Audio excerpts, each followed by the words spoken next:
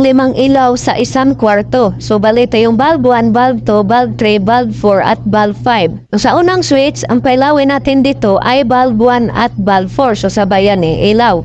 Ito namang switch to, so pailawin natin dito ang bulb 2 at bulb 5. So, sabay din yan ilaw.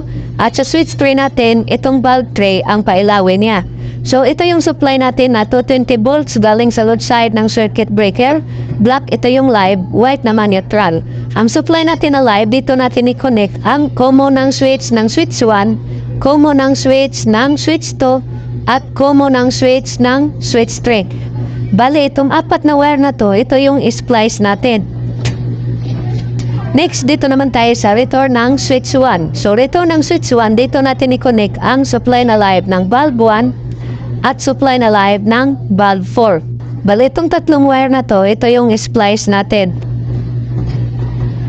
Next, dito naman tayo sa return ng switch 2. So, return ng switch 2, dito natin i-connect ang supply na live ng bulb 2 at supply na live ng bulb 5. So, itong tatlong wire na to, ito yung splice natin.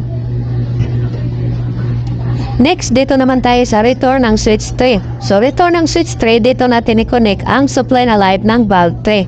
So, itong dalawang wire, ito yung splice natin. Next, dito naman tayo sa neutral na supply. So, neutral supply, dito natin i-connect ang supply na neutral ng bulb 1, supply na neutral ng bulb 2, supply na neutral ng bulb 3, supply na neutral ng bulb 4, at supply na neutral ng bulb 5. So, itong 6 na wire, ito yung splice natin.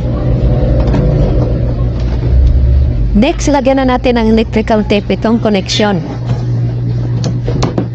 Next, kabit na natin ang bulb 1, bulb 2, bulb 3, bulb 4, at bulb 5. Next, on na natin ang circuit breaker. So, kapag i-switch on natin ang switch 1, dapat itong bulb 1 at bulb 4 ay sabayan iilaw. Next, kapag i-switch on naman natin ang switch 2, dapat itong bulb 2 at bulb 5, iyan yung sabay na iilaw. Next, kapag i-switch on naman natin itong switch 3, dapat itong bulb 3 ang iilaw. So, off natin ang switch 1, switch 2, at switch 3. On natin ang switch 3, switch 2, at switch 1.